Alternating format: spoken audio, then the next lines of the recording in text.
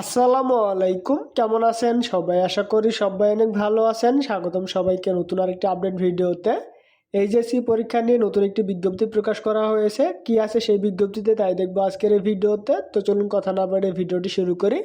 ভিডিওটি শুরু করার আগে চ্যানেল নতুন হলে অবশ্যই চ্যানেলটি সাবস্ক্রাইব করে পাশে রাখা বেল বাটনটি অল করে দিবেন। তো চলুন শুরু করি। তো প্রথমে আপনারা এই ওয়েবসাইটে চলে আসবেন। ওয়েবসাইটে আসার পরে এখানে দেখতে পাবেন এইচএসসি কর্নার, এখানে ক্লিক দিবেন।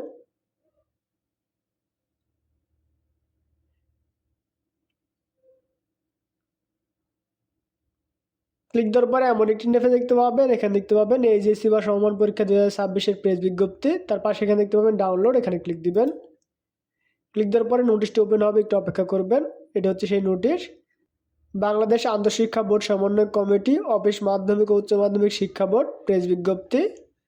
সংশ্লিষ্ট সকলের অবগতির জন্য জানানো যাচ্ছে, মাধ্যমিক ও উচ্চ মাধ্যমিক শিক্ষা বোর্ড ঢাকা, রাজশাহী, কুমিল্লা, যশোর, সিলেট, বরিশাল, দিনাজপুর, ময়মনসিংহ এবং বাংলাদেশ মাদ্রাসা শিক্ষা বোর্ড ও বাংলাদেশ কারিগরি শিক্ষা বোর্ডের চট্টগ্রাম বোর্ডের অধীন জেলা ব্যতীত আওতাধীন সকল জেলার পরীক্ষাসমূহ পূর্ববর্তী নির্দেশনা না দেওয়া পর্যন্ত নির্ধারিত তারিখ ও সময়সূচি অনুযায়ী অনুষ্ঠিত হবে।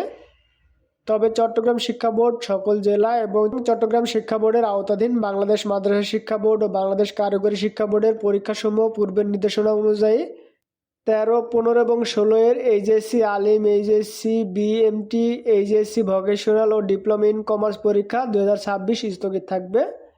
তো এই ছিল বিজ্ঞপ্তিতে। শুধুমাত্র চট্টগ্রাম বোর্ডের পরীক্ষাগুলো স্থগিত থাকবে, বাকি সব বোর্ডের পরীক্ষাগুলো নির্ধারিত সময় হবে।